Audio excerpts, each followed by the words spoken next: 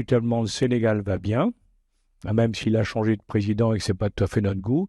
La Côte d'Ivoire va bien, indiscutablement aussi.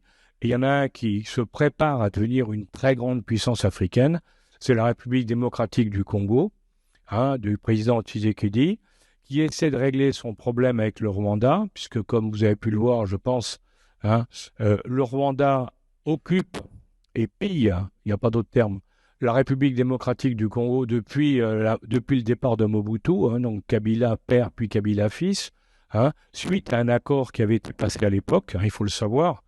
Ce qui s'est passé, c'était que quand Kagame a pris le pouvoir au Rwanda, il était aidé par les forces spéciales américaines, bien sûr, puisque c'était les compagnies minières américaines étaient derrière, et ils ont aidé le président Kabila, Joseph Kabila, à prendre le pouvoir au Congo. C'est-à-dire qu'après avoir pris le Rwanda, ils ont continué vers Kinshasa pour imposer Kabila.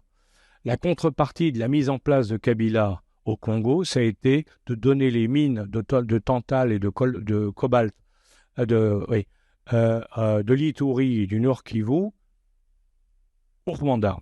Donc le Rwanda a exploité pendant des dizaines d'années les mines qui étaient dans cette zone-là. Et maintenant, évidemment, les Congolais disent ça suffit. Maintenant, on veut récupérer ces mines. Il n'y a aucune raison que le Rwanda exploite des mines en nous pillant sur le territoire national.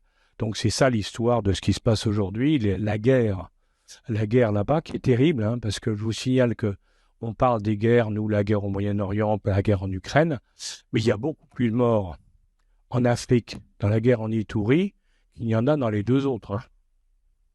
Personne n'en parle. Ça pose problème. Personne n'en parle. Et je le dis pour les dames de l'assistance, cette guerre a un triste record, d'après les spécialistes de l'ONU. Ça triste record, c'est que c'est une guerre dans laquelle le viol des femmes est une arme de guerre, et on estime le viol des femmes à peu près actuellement à 500 000. C'est pas une. Vous voyez, donc c'est très grave et très sérieux. Alors, bon, je pense que Tshisekedi est en train de gagner, parce qu'il a maintenant l'appui de tout le monde, y compris des Américains. Ça, c'est très important. Les Américains ont lâché Kagame, parce qu'effectivement, ils disent que ça ne peut pas continuer comme ça.